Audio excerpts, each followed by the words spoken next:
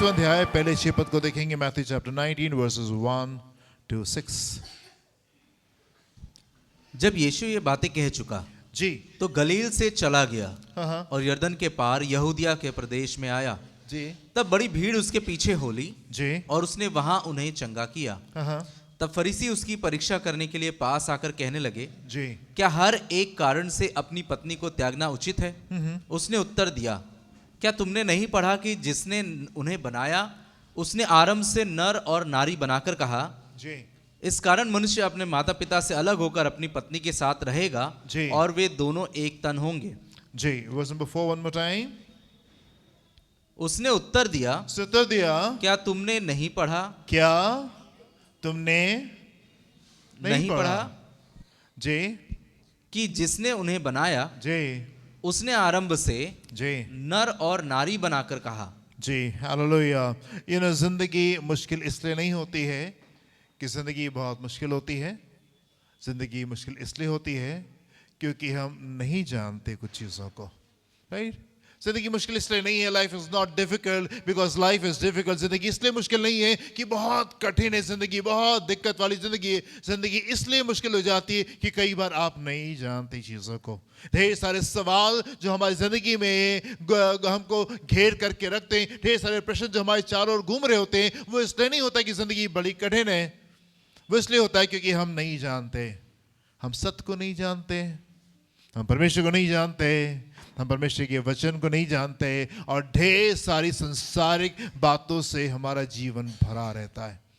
ढेर सारे विश्वासी जो आंसू में हैं, जो निराशा में हैं, जो दुख में हैं, जो दर्द में हैं, जो निराशा में, जो डिसअपॉइंटमेंट में हैंगे, वो इसलिए नहीं है कि जिंदगी बहुत मुश्किल होती है, इसलिए नहीं कि जिंदगी बहुत मुश्किल है, पर इसलिए क्योंकि वो नहीं जानते परमेश्वर को, वो नहीं जानते सत्य को, वो नहीं जानते परमेश्वर के वचन को, और वो संसार की बातों से वो भरे रहते हैं। यहाँ पे हम देख रहे हैं फरीसी और सदूकी जो थे वो ढेर सारे प्रश्नों के साथ में, वो कठिन सवालों के साथ में यीशु के पास में अक्सर आ जाते थे, और अभी भी यीशु के पास में अक्सर आ गए और कहने लगे, प्रभु ये बताइए क्या डिवोर्स देना सही है? Valid question. ढेर सारे डिवोर्सेस जो है संसार में हो रहे होते हैं, क्या डिवोर्स सही है? प्रभु ने क्या कहा, क्या लिखा है? उसने उत्तर दिया, क्या तुमने नहीं पढ़ा? तुमने नहीं पढ़ा, तुमने नहीं पढ़ा। अगर तुमने पढ़ा होता वचन को, if you new the word of God, अगर तुमको मालूम होता कि वचन में क्या लिखा है, अगर तुम परमेश्वर को जानते, अगर तुम उसकी सामर्थ को जानते, अगर तुम जानते कि यहाँ पे क्या लिखा हुआ है, तो ये सवाल तुम्हारे पास में शायद ये नहीं होता। और प्रभु ने क्या उत्तर दिया, क्या तुम नहीं जानते कि लिखा हुआ है कि जिसने उन्हें बनाया उसने आरंभ से उन्हें आरंभ से नर और नारी बनाकर नर और नारी करके कहा। इस कारण मनुष्य जी अपने माता पिता से अलग होकर जी अपनी पत्नी के साथ रहेगा जी और वे दोनों एक तन होंगे। जी अतः वे अब दो नहीं, अब वो दो नहीं परंतु एक तन है। एक तन है। इसलिए जिसे परमेश्वर ने जोड़ा है, जिसको परमेश्वर ने जोड़ा है, उसे मनुष्य अलग ना करे। मनुष्य अलग ना करे। प्रभु ने कहा कि क्या तुमको नहीं मालूम कि परमेश्वर ने नर और नारी करके बनाया, और अब शादी करके ये दो तन और एक मन नहीं है, ये दोनों वन बॉडी, ये वन बॉडी। अब आप एक बॉडी को सेपरेट कैसे कर सकते हैं? एक बॉडी को आप सेपरेट कैसे कर सकते हैं, उसको अलग कैसे कर सकते हैं? और यीशु ने कहा कि जिसको परमेश्वर ने जोड़ा है उसको कोई जुदा नहीं करे। प्रभु ने कहा कोई डिवोर्स नहीं है, कोई वचन में विश्वासियों के लिए डाइवोर्स जैसी कोई चीज नहीं है। कई बार हम जो सवालों से जो हम घिरे होते हैं, वो इसलिए नहीं घिरे होते कि अरे बड़े वैलिड क्वेश्चन हमारे पास में, बड़ी बुद्धि से, बड़े बड़े ज्ञान से भरे हमारे पास में सवाल हैं। ये जो ज्ञान से भरे सवाल हैं, ये इसलिए हैं क्योंकि आप सत्य को नहीं जानते। ये ज्ञान से भरे सवाल हमारी जिंदगी में इसलिए क्योंकि हम परमेश्वर को नहीं जानते। ये ज्ञान से भरे हुए सवाल हमारी जिंदगी में इसलिए क्योंकि हम परमेश्वर के वचन को नहीं जानते, एंड ढेर सारी संसारिक बातों से हम भरे रहते हैंगे। आप देखिए मत्ती उसका 22वां अध्याय 29 से 33 पद में, 32 पद में क्या लिखा हुआ है? मत्ती 22 29 से 32।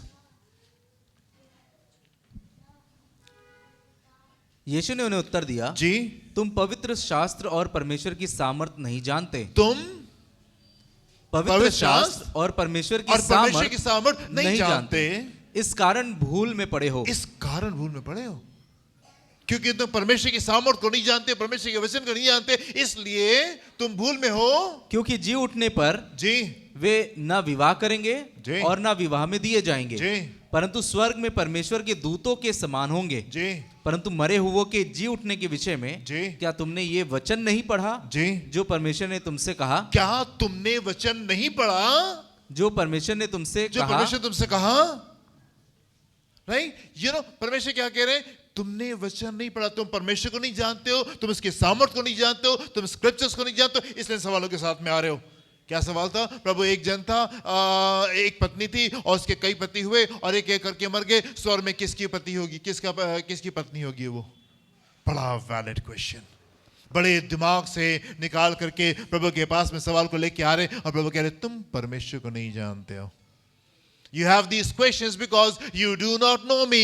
तुम मुझे नहीं जानते, तुम परमेश्वर के वचन को नहीं जानते, तुम परमेश्वर की शिक्षाओं को नहीं जानते और संसारिक बातों से भरे हुए हो। इसलिए तुम्हारे पास में प्रश्न है। हुसैन नबी की पुस्तक उसका 4 अध्याय उसके 6 पद में देखें क्या लिखा हुआ है। मेरे ज्ञान के ना होने से जी मेरी प्रजा नष्ट हो गई। मेरे ज्ञान के ना होने से मेरी प्रजा नष्ट हो गई। यानी कि परमेश्वर की प्रजा के पास ज्ञान नहीं है, यानी कि परमेश्वर की प्रजा जो है उसके पास में ज्ञान नहीं। ये सब वर्शिप कर रहे, ये सब आराधना करते, ये सब वचन पढ़ते, ये सब परमेश्वर से प्रेम करते, ये सब दानो दर्शन से प्रभु की महिमा कर रहे होते, पर हम उस ज्ञान से नहीं भरे हुए जो जरूरी है हमारे लिए। वो ज्ञान हमारे पास में नहीं है जिसकी आवश्यकता हमको है, और उस कारण से हम अपने आप को हानि में पाते हैं, उस कारण से हम अपने आप को हानि पाते हैं। आप जल्दी से देखिए मत्ती उसका 18वां अध्याय पहले 5 पद में क्या लिखा हुआ है। Matthew chapter 18 versus 1 to 5। उस घड़ी चेले यीशु के पास आकर पूछने लगे, जी स्वर्ग के राज में बड़ा कौन है? इस पर उसने एक बालक को पास बुलाकर जी उनके बीच में खड़ा किया। क्या हुआ यहाँ पे? यीशु के चेले यीशु से पूछते हैं स्वर्ग के राज में क्या पूछ रहे? स्वर्ग के राज में प्रभु हम में से बड़ा कौन होगा? स्वर्ग के राज में आप तो परमेश्वर हैं और हम आपके चेले हैं, हम में से बड़ा कौन होगा? संसारिक बातों से भरे हुए हैं, संसारिक बातों से भरे हुए हैं। And what answer? आप प्रभु यीशु मसीह को उत्तर देके कितना जबरदस्त जवाब प्रभु यीशु मसीह ने उनको दिया। क्या जवाब दिया?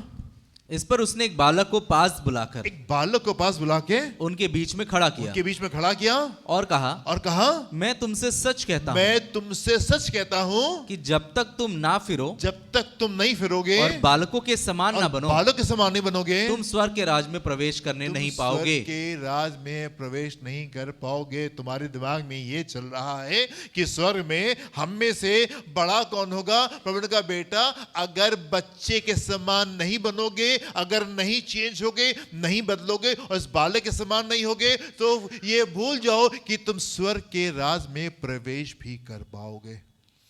You are in error because you do not know the word of God.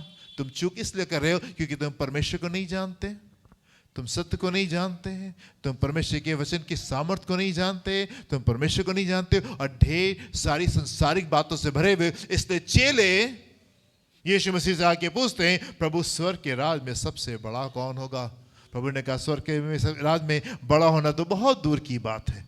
पहले ये सोचो कि अंदर भी जा पाओगे कि नहीं जा पाओगे। मेरे साथ जरूर रहे हो, हमारे साथ में शिक्षाओं को जरूर ले रहे हो, बड़े आश्चर्य कर्मों को अपनी जिंदगी में जरूर महसूस कर रहे हो, बट ऐसा मत समझ लो कि नहीं हम स्वर्ग के राज में जरूर से चले जाएंगे, क्योंकि ऐसा लिखा है उस दिन बहुत से होंगे जो कहेंगे प्रभु, उस दिन कहेंगे प्रभु, और प्रभु उनसे क्या कहेगा?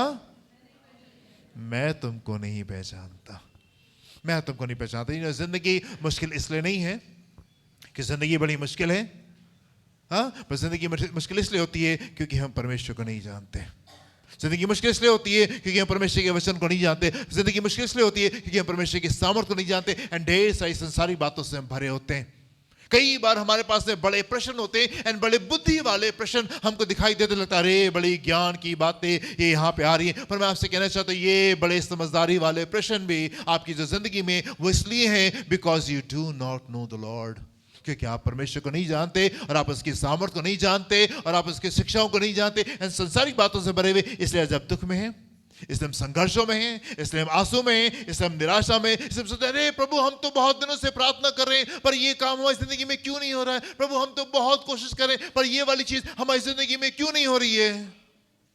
क्योंकि अभी ज्ञान अधूरा है और अभी आप वहां पे नहीं पहुंच पा रहे। मैं आपसे कहना चाहता हूं यदि आप परमेश्वर को जानेंगे, यदि आप उसकी शिक्षाओं को जानेंगे, यदि आप परमेश्वर के वचन को जानेंगे तो मैं आपसे कहना चाहता हूं आप उसको पूरी तरीके से प्रेम करने जा रहे हैं, आप उसको पूरी तरीके से आदर देने जा रहे हैं। If you know the Lord, अगर आप परमेश्वर को जानेंगे आप पूरी तरीके से उसको ट्रस्ट करेंगे, पूरी तरीके से उसके ऊपर विश्वास करेंगे, पूरी तरीके से आप उसके पीछे चलेंगे, पूरी तरीके से आप उसके आज्ञाकारी होंगे, पूरी तरीके से आप उसको इज्जत देते हुए, उसको प्रेम करते हुए आप आगे चलेंगे। यदि आप परमेश्वर को जानेंगे तो आप डैनियल को देखें, मुश्किल मौसम में, जिस मौसम में हर एक जन को हानि मिल रही है, जिस मौसम में हर एक जन रो रहा है, जिस मौसम में हर एक जन निराश हो रहा है, जिस मौसम में सब कुछ लुट गया, उठा करके यरूशलेम से उठा करके बैबिलोन पहुंचा दिए गए, ऐसे डिफिकल्ट मौसम में, ऐसे डिफिकल्ट सीजन में एक जन है जो कि बढ़ रहा है, जो कि बढ़ रहा है, जो कि बढ़ रहा है, जो कि बढ़ रहा है, क्योंकि उसकी जिंदगी में परमेश्वर के प्रति आदर है, उसकी जिंदगी में परमेश्वर के प्रति इज्जत है। उसको ये मालूम है कि इस मौसम में मुझे क्या करना चाहिए और इस मौसम में मुझे परमेश्वर को आदर देना चाहिए। ये वो मौसम नहीं है कि हम परमेश्वर से पूछे प्रभु ऐसा क्यों हुआ, हम तो बड़े अच्छे, फिर ऐसा आपने हमारी जिंदगी में क्यों किया। ये वो मौसम है कि हम परमेश्वर के सम्मुख जाएं और खड़े होकर के हम उसको वो इज्जत देने पाए जिसके वो योग्य है। ये वो जन नहीं है जो कि खूबसूरत मौसम में ये फलवंत हो रहा है, जो कि अपनी ऋतु में फल को लेकर के आ रहा है। ये वो जन है जो कि अपनी ऋतु के बाहर ये फल रहा है डिफिकल्ट टाइम्स में। मूसा को आप देखें कैसे इतने डिफिकल्ट सीजन में, इतने लंबे दौर में, खामोशी के दौर में वो खड़ा रहा और वहां से वापस लौट करके आता है और फिर कई लेवल का चेंज उसकी जिंदगी में आने पाता है। क्यों वो पकड़े रहा, क्यों वो था मेरा, इसलिए था मेरा क्योंकि उसके अंदर परमेश्वर का विषय का ज्ञान था। उसको परमेश्वर मालूम था, उसको मालूम था कि उसका खुदा कैसा है, उसको मालूम था परमेश्वर के विषय की बातें, और इसलिए वो स्थिर रहा और वो आगे बढ़ता चला गया। मैं आपसे कहना चाहता हूं ये आसान नहीं था कि जब वो लाल समुद्र के सामने खड़ा हुआ परमेश्वर ने उससे कहा आगे बढ़ो, अपने लोगों से कहो आगे बढ़ो। कहां, समुद्र में? हाँ, हम में से कुछ लोग होते तो हम कहते प्रभु आप ही बोल दीजिए इनको कि भाई समुद्र में कूच करो, ये तो मानेंगे नहीं, समुद्र में कैसे चले जाएं। नहीं, he obeyed God to the fullest।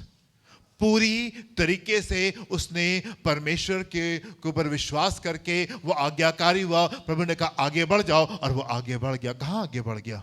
बड़ी खूबसूरत सा हाईवे प्रभु ने बना नहीं दिया था कि रुको मैंने हाईवे बना दिया है अब तुम इसके ऊपर निकल के चले जाओ। नहीं, उसको पानी में जाने के लिए बोला। मुझसे कह सकता है प्रभु हम वेट कर रहे हैं, हम कहीं नहीं जा रहे, हम यहीं वेट कर रहे हैं, आप रास्ता निकाल दीजिए, अभी मैं बोलता हूं, आप यहां से हाईवे तैयार कर दीजिए, मैं भी बोलता हूं और अभी हम लोग चलेंगे। पहले दिखाई तो दे हमको कुछ। आप कह रहे हैं पानी में जाने को। यस, परमेश्वर ने कहा आगे बढ़ो और वो आगे बढ़ गया।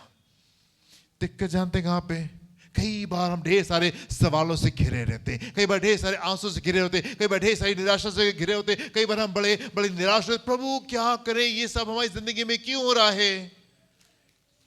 उसकी कोई भी योजना आपके लिए हानि की नहीं है। जिस दिन आप ये जान लेंगे उस दिन आप दुख में नहीं रहेंगे। उसकी कोई भी योजना हमारे लिए हानि की नहीं है। आमीन। जैसे अभी स्टूडेंट रिमाइंड कर रहे थे कि मैंने अक्सर आपसे इस बात को कहा कि नरक की सारी दुष्ट आत्माएं भी अगर आपके खिलाफ में एक साथ आ जाएं तो भी आपको कुछ नहीं बिगाड़ सकते। क्यों नहीं बिगाड़ सकती? हाँ, क्योंकि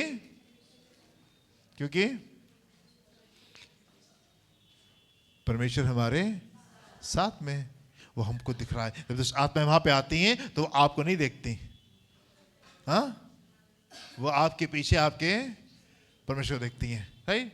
जब अपने छोटे बच्चे के साथ में उसको टहला रहे होते हैं तो कोई और जन हो या कुत्ते हो, गली के कुत्ते, वो बच्चे को नहीं देख रहे होते हैं, वो बच्चे के पिता को देख रहे होते हैं। आमीन, हालेलुया। कई बार दुख, आंसू, निराशा हमारी जिंदगी में इसलिए नहीं होता क्योंकि जिंदगी बहुत डिफिकल्ट है। वो इसलिए होता है क्योंकि हम परमेश्वर के वचन को नहीं जानते। हम परमेश्वर को नहीं जानते, हम सत्य पे नहीं खड़े हैं, हम उन कामों को नहीं करें जो हमको करना चाहिए। और मैं आपसे कहना चाहता हूं, यदि आप परमेश्वर को जानेंगे, then you will love him like anything। आप उसको कस के प्रेम करने जा रहे हैं। जिस दिन आप परमेश्वर को जानेंगे, जिस दिन आप उसके वचन को जानेंगे, जिस दिन आप उसकी शिक्षा को जानेंगे, जिस दिन आप उसके सामर्थ्य को जानेंगे, आप उसके पीछे चलने जा रहे हैं, आप उसके आज्ञाकारी होने जा रहे हैं, चाहे कुछ परमेश्वर क्यों नहीं कह दे। यूसुफ से परमेश्वर ने कहा, अपने बच्चे को लो, अपनी पत्नी को लो और अभी मिस्र चले जाओ, और वो उसी समय मिस्र चला गया। प्रभु ने कहा, मरियम को अपने घर लाने से मत डर, वो बातें जो हमको अच्छी नहीं भी लग रही हैं उसके लिए भी हम तैयार हैं। क्यों तैयार हैं? क्योंकि ये इस बात को जानता था, आनंद की भरपूरी कहां पे है? हाँ, आनंद की भरपूरी कहां है? हाँ, आनंद की भरपूरी कहां है? आनंद की भरपूरी कहां है? परमेश्वर के पास में। कितने लोग कह रहे हैं परमेश्वर के पास में आनंद की भरपूरी है? हाँ, अच्छा ठीक है। बाकी लोग क्या कह रहे हैं? आनंद की भरपूरी कहां है? हाँ, कहां है? प्रभु के भवन में। कहां है प्रभु की आनंद की भरपूरी? कहां है? हाँ, उसकी उपस्थिति में। हम लोग ना गाना गाते ना, तेरे भवन में आनंद की भरपूरी है, राइट? वचन में लिखा हुआ है, उसकी उपस्थिति में आनंद की भरपूरी। भजन संहिता 16 और 11 पद में क्या लिखा हुआ है? भजन संहिता 16 11 पद, जल्दी से। तू मुझे जीवन का रास्ता दिखाएगा। तू मुझे जीवन का रास्ता दिखाएगा। तेरे निकट आनंद की तेरे भरपूरी निकट है। आनंद की भरपूरी है। तेरे दाहिने हाथ में, दाहिने हाथ पे सुख सर्वदा बना रहता है। सदा बना रहता है। हालेलुया। तेरे निकट आनंद की, तेरी उपस्थिति में, in the presence of the Lord there is fullness of joy. प्रभु की उपस्थिति में आनंद की भरपूरी है। तेरे दाहिने हाथ में सुख सदा बना रहता है ना? कोई टेंशन नहीं होती। Man of God, nothing troubles the man of God. परमेश्वर के जन को कोई बात विचलित नहीं करती। Nothing troubles the man of God। परमेश्वर के जन को कोई बात विचलित नहीं करती। शेर के मान में जाना है, ठीक है, तैयार है? परमेश्वर हमारे साथ में है। वो जंगल में से मार को निकालेगा, वो जंगल में से मार को निकालेगा। 2 साल पहले जब मेरे कंप्यूटर की हार्ड डिस्क खराब हो गई और मेरा सब कुछ वहां पे खो गया, और मैं एकदम से झटके, मैंने कहा प्रभु ये क्या हो गया? जब मैं थोड़ा शांत होकर के बैठा तो मैंने प्रभु से कहा, प्रभु आप मेरी इतना बड़ा नुकसान नहीं करा सकते। ये संभव नहीं है कि मेरा इतना बड़ा नुकसान हो जाए। ना ना ना, ऐसा नहीं होगा। मैं जीतूंगा और मैं जीत के यहां से बाहर आऊंगा। क्यों? मुझे मालूम था मेरा परमेश्वर सब कुछ कर सकता है। मुझे मालूम था मेरा परमेश्वर सब कुछ कर सकता है। Hallelujah, hallelujah. आपको क्या मालूम? आप आंसू में इसलिए हैं, दुख में इसलिए, टेंशन में इसलिए, निराशा में इसलिए क्योंकि हम परमेश्वर के वचन को नहीं जानते। 2 बातें आप कस के याद रख लीजिए। 2 बातें। Remember 2 things always. हम इसलिए आंसू में हैं, हम इसलिए प्रश्नों में हैं, हम इसलिए निराशा में हैं, हम इसलिए दुख में हैं, हम इसलिए आगे नहीं बढ़ पा रहे हैं क्योंकि हम परमेश्वर को नहीं जानते, हम सत्य को नहीं जानते, हम परमेश्वर के वचन को नहीं जानते। मैं सच आपको बता रहा हूं, कई बार मैं लोगों की जिंदगी को देखता हूं, विश्वास नहीं कर पा रहे। 3 साल हो गए प्रभु के साथ में चलते हुए, हम विश्वास नहीं कर पा रहे होते। कई बार वो धन्यवाद जिंदगी से नहीं निकल रहा होता है जो हमको परमेश्वर को धन्यवाद देना चाहिए। कई बार वो आदर नहीं निकल रहा होता है जो कि हमको परमेश्वर को देना चाहिए। Why? Because we do not know the word of God। हम परमेश्वर को नहीं जानते और इसलिए चीजें ऐसी होती हैं। 2 बातें आपको याद रखनी है। पहली चीज यूहन्ना उसका 3 अध्याय पहले 6 पद को देखिए क्या लिखा हुआ है यहाँ पे। John chapter 3। फरीसियों में निकोदेमुस नाम का एक मनुष्य था जी, जो यहूदियों का सरदार था। जी, उसने रात को यीशु के पास आकर उससे कहा, जी, हे रब्बी, हम जानते हैं कि तू परमेश्वर की ओर से गुरु होकर आया है, जी, क्योंकि कोई इन चिन्हों को जो तू दिखाता है, जी, यदि परमेश्वर उसके साथ ना हो तो जी, दिखा नहीं सकता। जी। यीशु ने उसको उत्तर दिया, उसको उत्तर दिया, मैं तुझसे सच सच कहता हूँ, मैं तुमसे सच सच कहता हूँ, यदि कोई नए सिरे से ना जन्मे यदि कोई नए सिरे से ना तो जन्मे परमेश्वर का राज्य तो परमेश्वर का देख राज्य नहीं सकता। देख नहीं सकता। मैं निकोदेमुस तुमसे सच सच कहता हूँ, जब तक कि कोई जन नए सिरे से ना जन्मे तो तो परमेश्वर का परमेश्वर राज्य का राज देख नहीं सकता। एक चीज आप याद कर लीजिए, याद रख लीजिए वो ये कि जब तक कि हम नए सिरे से नहीं जन्मेंगे हम परमेश्वर के राज को देख भी नहीं सकते हैं। वहाँ वाले राज की बात नहीं कर रहे हैं, यहाँ पे इस पृथ्वी के ऊपर भी जो परमेश्वर के राज में हम प्रवेश करते हैं कि प्रभु की आशीषें हमको मिलती हैं, उसका छुटकारा हमको मिलता है, उसकी विजय हमारी जिंदगी में काम करती है। हम परमेश्वर की आशीषों का अनुभव तब तक के नहीं कर सकते जब तक कि आप नए सिरे से जन्म को नहीं लेंगे, जब तक कि आप नए सिरे से जन्म को नहीं लेंगे। नए सिरे से जन्म लेने का मतलब क्या होता है? अपने पापों को मान लें, अपने पापों को छोड़ दें, यीशु को अपने उद्धारकर्ता परमेश्वर के रूप में ग्रहण करें, बपतिस्मा लें और उसके बाद में पवित्र आत्मा के बपतिस्मे के लिए ठहरें ताकि आपको पवित्र आत्मा का बपतिस्मा मिलने पाए। जब तक कि तुम आगे पढ़ते क्या लिखा हुआ है? निकोदेमुस ने उससे कहा, जी मनुष्य जब बूढ़ा हो गया जी तो कैसे जन्म ले सकता है? जी क्या वो अपनी माता के गर्भ में दूसरी बार प्रवेश करके जन्म ले सकता है? जी यीशु ने उत्तर दिया, जी यदि तुझमें सच मैं तुझसे सच सच कहता हूँ, जी। जब तक कोई मनुष्य जल और आत्मा से न जल और जन्मे आत्मा से ना जन्मे तो वो परमेश्वर के राज में प्रवेश नहीं कर सकता। अगर आप जल और आत्मा से नहीं जन्म को लेंगे आप स्वर्ग के राज में प्रवेश नहीं कर सकते। If you want change in your life, अगर आप अपनी जिंदगी में चेंज को चाहते, अगर आप इस मौसम में अनुग्रह के ऊपर अनुग्रह को चाहते, ग्रेस मल्टीप्लाइड में अगर आप एंटर करना चाहते, परमेश्वर से आकर के जुड़ जाइए, परमेश्वर से आके जुड़ जाइए। जब तक कि हम नए जन्म को प्राप्त नहीं करेंगे, जब तक कि हम अपने पाप को छोड़ करके परमेश्वर से आकर के नहीं जुड़ेंगे, मैं आपसे साफ कह देना चाहता हूं, परमेश्वर के राज में आप प्रवेश नहीं कर सकते। ग्रेस मल्टीप्लाइड का सीजन हो और चाहे 100 टाइम मल्टीप्लाइड का सीजन हो, आपकी भूमि सूखी ही रह जाएगी क्योंकि आपने परमेश्वर के साथ में अपने रिश्ते को नहीं बनाया। अगर भिखारी आपसे 100 रुपए मांगेगा तो आप भिखारी को 100 रुपए नहीं देंगे। हमारा बच्चा 10,000 रुपये मांगेगा, हम उसको दे देंगे क्योंकि वो हमारा बच्चा है। परमेश्वर के साथ में रिश्ते में आ जाइए, चीजें खूबसूरत हो जाएंगी। एंड नंबर टू चीज, seek ye first the kingdom of God। आप परमेश्वर के राज की पहले खोज करें, फिर सारी बातें आपकी जिंदगी में जुड़ जाएंगी। हमें दिक्कत क्यों है, हमें परेशानी क्यों है? क्योंकि हमने परमेश्वर के साथ में अपने रिश्ते को साबित करके नहीं रखा हुआ है और ढेर सारी और बातों के पीछे भाग रहे हैं। पहले आप परमेश्वर के पीछे भागें। First place in your life परमेश्वर की होनी चाहिए और वो दिखना चाहिए आपकी जिंदगी में, तब बाकी की सारी बातें जिनके लिए आप भाग रहे हैं वो सब आपको मिल जाएंगी। आप जिंदगी भर भागते रहेंगे और इन चीजों को समेट नहीं पाएंगे, पर जिस दिन आप परमेश्वर के पीछे भागेंगे बाकी सारी बातें इंटैक्ट रहेंगी।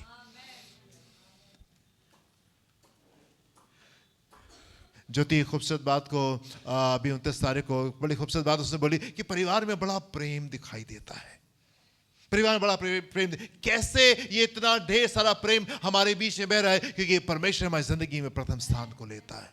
Why are things beautiful in our life? हमारी जिंदगी में चीजें इतनी खूबसूरत क्यों है? क्योंकि हम परमेश्वर को अपनी जिंदगी में प्रथम स्थान देते हैं। पिताजी 90 साल के होने पाए और इसलिए 90 साल के नहीं होने पाए क्योंकि इन्होंने बहुत अच्छा खाया, बहुत अच्छी तरीके से रहे, खूब एक्सरसाइज करते थे, हर चीज को अपने समय से करते। ना इसलिए नहीं, ये चीजें यहां तक इसलिए पहुंच नहीं पाई क्योंकि परमेश्वर को प्रथम स्थान दिया।